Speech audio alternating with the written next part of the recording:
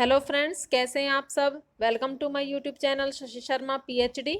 तो last video में हमने डिस्कस किया था नीड्स ऑफ अकाउंटिंग प्रिंसिपल्स। इस वीडियो में हम डिस्कस करेंगे kinds of accounting principles. There are two types of accounting principles. First one is accounting concept या फिर अकाउंटिंग एजम्पशंस, आप कुछ भी बोल दीजिए, ठीक है।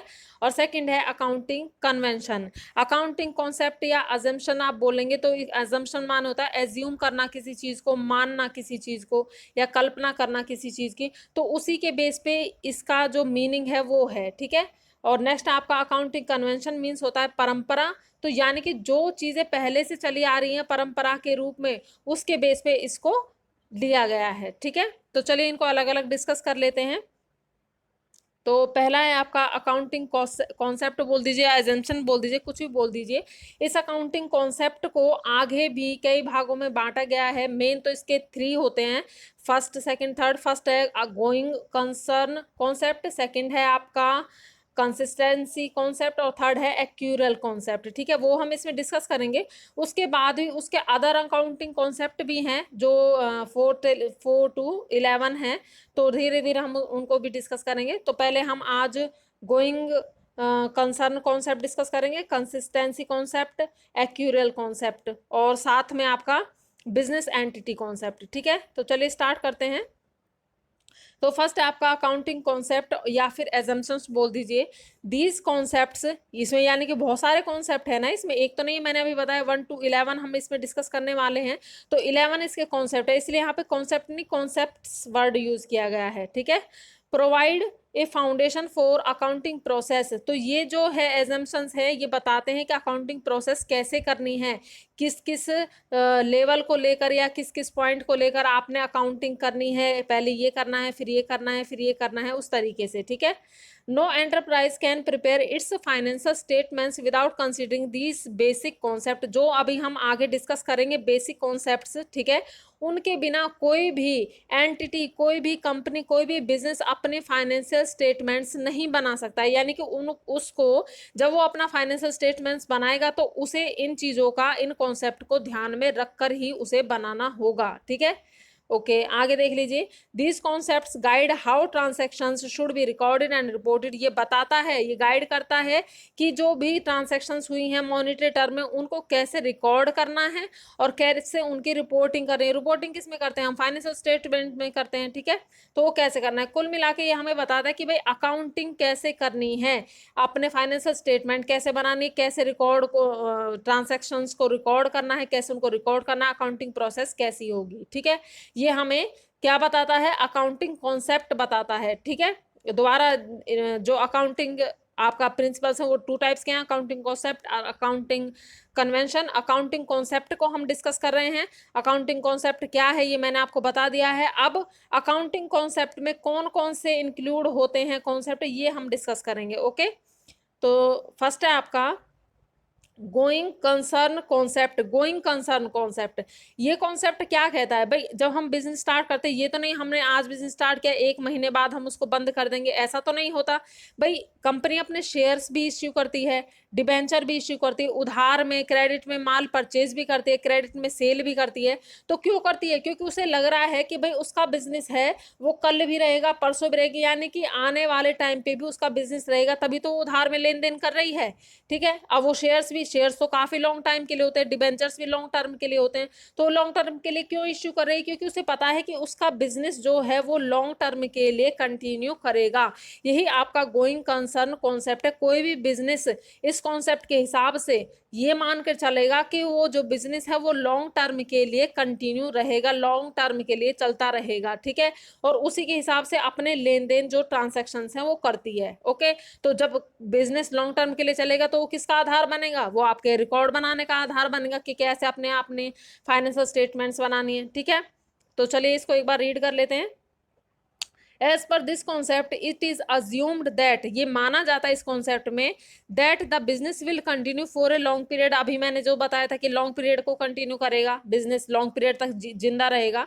And the transactions are recorded in the books of account on this assumption, और इसी एजम्पशन के आधार पर ही बुक्स में जो रिकॉर्ड किए जाते हैं ट्रांजेक्शन, वो इसी के आधार पर किए जाते हैं, ठीक है।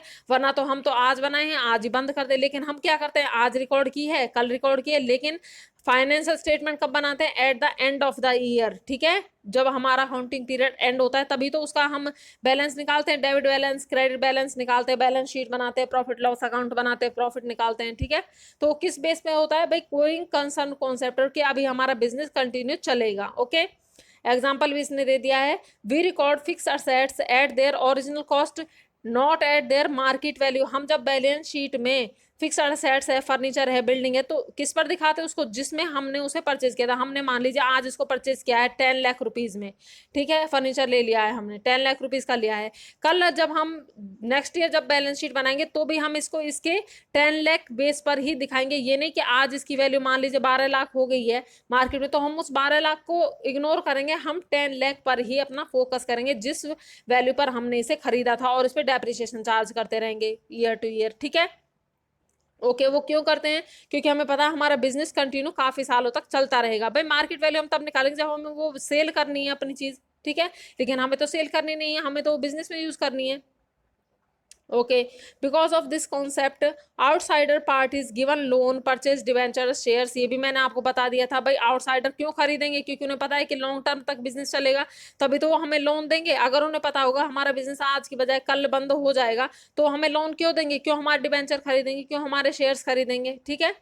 Without this concept, the classification of current assets, fixed assets, short and long term liabilities cannot be made. अगर हम गोइंग कंसर्न नहीं माने, ठीक है, अगर हम ना माने इस कॉन्सेप्ट को कि हमारा बिजनेस लॉन्ग टर्म तक चलेगा, तो हम कैसे पता लगाएंगे कि हमारे करंट असेट्स क्या है, फिक्स्ड असेट क्या है? फिक्स्ड असेट जो लॉन्ग टर्म तक यूज की जाती है, करंट असेट जो जल्दी से जल्दी किसमें बदल जाएगी? आपकी कैश में चेंज हो जाएगी, ठीक है।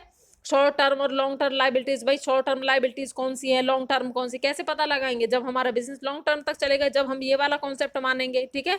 तो फर्स्ट कॉन्सेप्ट आपका है गोइंग कंसर्न कॉन्सेप्ट। ये कॉन्सेप्ट मानकर चलता है कि बिजनेस जो है वो लॉन्ग टर्म तक चलता रहेगा, इसी के बेस पर रिकॉर्डिंग की जाती है ट्रांसैक्शंस की। ओके, ठीक है, नेक्स्ट पे चलते हैं। फर्स्ट क्लियर है आपको? सेकंड है आपका कंसिस्टेंसी कॉन्सेप्ट। कंसिस्टेंसी मतलब होता है स्थिरता, ठीक है। स्थिरता मतलब भाई एक चीज जो आपने आज मान ली, आप उसे अगले साल चेंज नहीं करेंगे, ठीक है। ये मतलब उसमें स्थिरता हो उस चीज में, जो भी इसको इस तरीके से समझो, मान लीजिए आपका बिजनेस है, ठीक है, आपने बिल्डिंग खरीदी है। ओके, मैंने अभी पीछे हमने डिस्कस किया था कि बिल्डिंग अगर हमने मान लीजिए 1 करोड़ रुपए की खरीदी है बिल्डिंग, तो उसको हम उसके कॉस्ट प्राइस पर, यानी जितने में हमने उसे खरीदा था उसी पर दिखाते हैं बैलेंस शीट में, ठीक है। उसके मार्केट वैल्यू से हमें कोई मतलब नहीं है। अब इस पर डेप्रिसिएशन हम हर ईयर लगाएंगे, ठीक है, लेकिन डेप्रिसिएशन के भी बहुत सारे मेथड होते हैं। उसमें से मान लीजिए हमने फर्स्ट, सेकंड, थर्ड, 3 मेथड हैं, हमने फर्स्ट मेथड चूज कर लिया।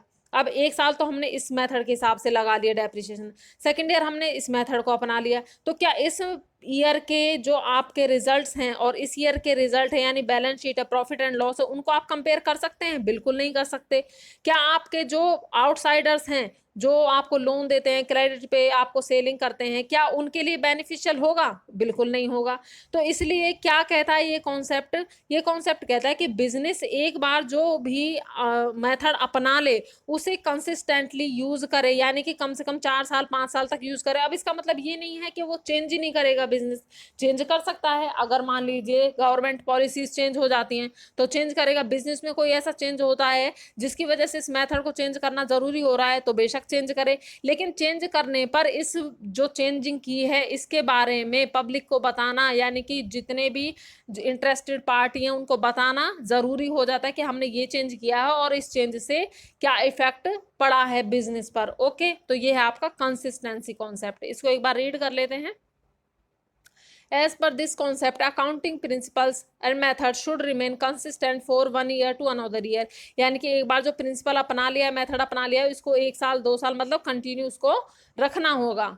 So that management can compare the profit and loss account balance sheet of the different period. तभी तो वो कंपेयर कर पाएंगे एक साल के प्रॉफिट को दूसरे साल से, तभी तो कंपेयर कर पाएंगे। अदरवाइज तो अगर आपने मेथड ही चेंज कर दिया तो कैसे कंपेयर करोगे उनको, ठीक है। Example, A firm can choose any one method of depreciation. मैंने अभी एग्जाम्पल आपको दे दिया था।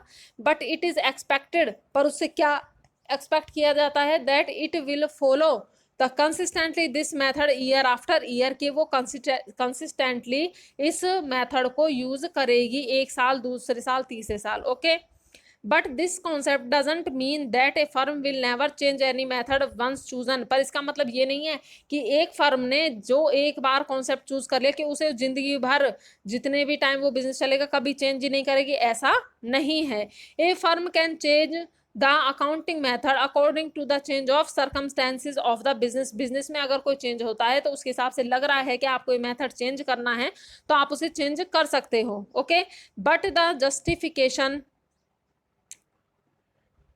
For the change nature and effect, भाई जस्टिफिकेशन कि आपने चेंज क्यों किया है, नेचर क्या है उस चेंज का, उसका इफेक्ट क्या पड़ा है उस चेंज से, must be stated by way of foot note in financial statement. आपको फाइनेंशियल स्टेट में एक फुट नोट बनाकर यानी कि नीचे ये सब बताना होगा कि नेचर क्या है, जो चेंज आपने किया है उसका किस टाइप का चेंज है, उसका इफेक्ट क्या पड़ा है और क्यों आपने वो चेंज किया है। ठीक है, ओके नेक्स्ट पे आ जाइए। थर्ड है आपका accrual concept. Accrual concept, okay, accrual का हिंदी मीनिंग होता है उपार्जन। ठीक है, इसका हिंदी मीनिंग क्या होता है, उपार्जन। उपार्जन का मतलब, एक्रूअल का मतलब होता है, मान लीजिए आपने कोई भी सेलिंग की है, ठीक है, लेकिन आपने क्रेडिट में की है। ठीक है, तो ये कॉन्सेप्ट क्या कहता है कि हमें कोई मतलब नहीं है कि सेलिंग आपने क्रेडिट में की है या डेबिट में की है, ठीक है, लेकिन आपने सेल कर दिया ना, ठीक है, तो यानी कि आपको जो इनकम होने वाली है हुई नहीं है, अभी आपको कैश में मिला नहीं है, लेकिन जो इनकम है वो आपकी एक्रूअल हो गई है, यानी कि आपके उसका उस पर आपका अधिकार हो गया है, वो आपको मिलेगी कभी ना कभी, तो वो आपको बुक्स ऑफ अकाउंट में रिकॉर्ड करनी होगी। ऐसा नहीं आपने जो क्रेडिट में सेल की है आपको कैश मिला नहीं तो आप उसको रिकॉर्ड नहीं करेंगे, ऐसा नहीं होगा, आपको उसे रिकॉर्ड करना होगा। क्लियर है, तो ये कॉन्सेप्ट यही कहता है कि कोई भी एक्सपेंसेस है, कोई भी रिवेन्यू है जो एक्रूअल है, जैसे रिवेन्यू है जो अभी तक रिसीव नहीं हुआ है, लेकिन एक्सपेंसेस है जो अभी तक पेड नहीं हुए हैं, लेकिन जैसे कि आपने भाई कोई खर्चा कर दिया, आपने कोई परचेजिंग कर ली या आपने कोई भी सुविधा ले ली है, ठीक है, कोई भी मतलब कुछ भी आपने ऐसा किया है कि आपको उससे, मान लीजिए आपने मकान ले लिया है, ठीक है, रेंट पर, ठीक है, आपने मकान ले लिया रेंट पर, ठीक है, लेकिन अभी आपने रेंट पेड नहीं किया है, लेकिन जो रेंट आपने पेड करना वो एक्रूअल तो हो गया, उपार्जित तो हो गया है ना, वो आपको पेड तो करना होगा, तो ऐसा एक्सपेंसेस, ठीक है, जो अभी पेड नहीं किया है कैश में लेकिन पेड करना पड़ेगा, और साथ में ऐसे रिवेन्यू जो अभी तक रिसीव नहीं हुए हैं कैश में लेकिन उस पर आपका अधिकार है वो आपको रिसीव होंगे, तो वो आपको रिकॉर्ड करने होंगे। ओके, तो रीड कर लेते हैं एक बार। There are two basis of recording business transactions. भाई बिजनेस ट्रांसेक्शंस को रिकॉर्ड करने के टू बेसिस होते हैं, ठीक है, बेसिस मीन्स आधार होते हैं, कैश बेसिस और एक्रूअल बेसिस। कैश बेसिस है, कैश बेसिस में जब हमें कैश मिल जाएगा तभी हम रिकॉर्डिंग करेंगे, इसके आधार पर कैश पेड होगा तभी रिकॉर्डिंग करेंगे, ठीक है, लेकिन एक्रूअल बेस जो हम अभी डिस्कस कर रहे हैं क्या कहता है, चाहे कैश रिसीव हो चाहे पेड हो या ना हो, लेकिन अगर वो आपने उससे सुविधा ले ली है, सर्विस ले ली है या फिर कोई ऐसा काम कर दिया है कि वो आपको मिलेगी, आप पेड करनी पड़ेगी, तो आपको उसे रिकॉर्ड करना पड़ेगा। ओके, तो accrual basis is more appropriate. Accrual base है वो ज्यादा उचित है क्योंकि कैश में तो सिर्फ कैश से ही रिलेटेड होगा, एक्रूअल में तो अदर भी आ गए ना। Accrual concept applied equally to revenues and expenses. अब ऐसा नहीं कि ये केवल रेवेन्यूज पर ही अप्लाई हो, ये एक्सपेंसेस पर भी इक्वली ही अप्लाई होता है। In accrual concept revenue is recorded when sale are made, जब सेल कर दी गई है या फिर सर्विस प्रोवाइड करा दी गई है पर कैश अभी तक आपने रिसीव नहीं हुआ है, तो भी आप इसको रिकॉर्ड करेंगे बुक्स ऑफ अकाउंटिंग में, क्योंकि ये रेवेन्यू है, आपको मिलेगी कभी ना कभी। ऐसे एक्सपेंसेस है, आपने सुविधा ले ली है या कोई परचेजिंग कर ले लेकिन अभी तक पेड नहीं किया है, पेड तो करना होगा, तो उसे भी आप बुक्स ऑफ अकाउंट में क्या करेंगे, रिकॉर्ड करेंगे। ओके, तो ये 3 हमने आज डिस्कस कर लिए हैं। गोइंग कंसर्न कॉन्सेप्ट हो गया आपका, और कंसिस्टेंसी हो गया, और एक्रूअल कॉन्सेप्ट हो गया। आगे देखते हैं, तो फोर्थ है आपका business entity concept. Business entity concept क्या कहता है, ये हमने पहले भी कई बार डिस्कस कर लिया कि ये है बिजनेसमैन, ओनर है, ठीक है, और ये है आपका बिजनेस। तो ये बिजनेस और बिजनेस का जो प्रोप्राइटर है, जो ओनर है, वो अलग अलग हैं। उनका एक ही चीज में वो हित नहीं है, यानी कि प्रॉफिट नहीं है। बिजनेस का अलग प्रॉफिट लॉस अकाउंट बनेगा, बैलेंस शीट निकले, उसके एक्सपेंसेस अलग होंगे, और जो आपका प्रोप्राइटर है, ओनर है, उसके खर्चे, उसके रिवेन्यू, उसकी इनकम वो अलग होगी। ये दोनों डिफरेंट यूनिट होती हैं, एक ही नहीं होती हैं। यही बिजनेस एंटिटी कॉन्सेप्ट कहता है कि बिजनेस के ओनर के जो खर्चे हैं, जो रिवेन्यू है, जो इनकम है, जो प्रॉपर्टी है, वो अलग होगी, और जो बिजनेस है वो अलग होगा। ठीक है, ये दोनों एक यूनिट नहीं है, ये अलग अलग यूनिट के रूप में देखे जाएंगे। यही बिजनेस एंटिटी कॉन्सेप्ट कहता है। ओके ओके, रीड कर लेते हैं। According to this concept, business is treated as a separate unit from its creditor, owners, management and others. चाहे क्रेडिटर है, चाहे ओनर है, चाहे मैनेजमेंट है, चाहे आपको लोन देने वाले हैं, कोई भी है, ठीक है, चाहे वो शेयर्स होल्ड करने वाले, चाहे वो डिबेंचर्स होल्ड करने वाले हैं, वो एक सेपरेट यूनिट होंगे, और बिजनेस एक सेपरेट यूनिट होगा। बिजनेस के अलग ही जितने भी खर्चे होंगे, जितनी भी प्रॉपर्टी होगी, जितनी भी एसेट्स होंगी, वो अलग होंगी, उसका इनसे कोई लेना देना नहीं होगा। The proprietor is treated as a creditor of the business. अब प्रोपराइटर है, पहले हमने कहा था प्रोपराइटर जो भी कैश बिजनेस में इन्वेस्ट करता है, वो क्या होती है हमारे लिए, बिजनेस के लिए वो क्या होती है, कैपिटल होती है, और कैपिटल पर बिजनेस क्या होता करता है, लाइबिलिटीज होती है बिजनेस के लिए, वो तो उस पर इंटरेस्ट देता है। ठीक है, तो ये वो कह रहा है business, so business give interest on capital invested by the proprietor. तो प्रोपराइटर ने जो भी इन्वेस्ट किया है, चाहे वो एसेट की है, चाहे वो आपका कैपिटल की है, ठीक है, तो उस पर उसको इंटरेस्ट दिया जाता है, क्योंकि उसको आउटसाइडर माना जाता है, बिजनेस से उसको अलग यूनिट माना जा रहा है, इसीलिए तो दे रहा है। ठीक है, business of this concept, because of this concept the house of proprietor, his car, income, expenditure, वो सब क्या होते हैं, वो सब सेपरेटली केप्ट किए जाते हैं, बिजनेस एंटिटी के अकाउंट्स में उनको इंक्लूड नहीं किया जाता है। ठीक है, तो यही आपका बिजनेस एंटिटी कॉन्सेप्ट है। अगली वीडियो में हम आगे डिस्कस करेंगे। ये टोटल 1 to मैंने आपको बताया है कि 1 to 11 है, हमने 4 डिस्कस कर लिए हैं। अभी सिर्फ हमने किसका डिस्कस कर रहे हैं, हम अकाउंटिंग कॉन्सेप्ट या अकाउंटिंग एजम्पशंस डिस्कस कर रहे हैं, उसके हमने 4 डिस्कस कर लिए हैं। आगे अगली वीडियो में डिस्कस करेंगे। ठीक है, तो मिलते हैं नेक्स्ट वीडियो में। Bye bye.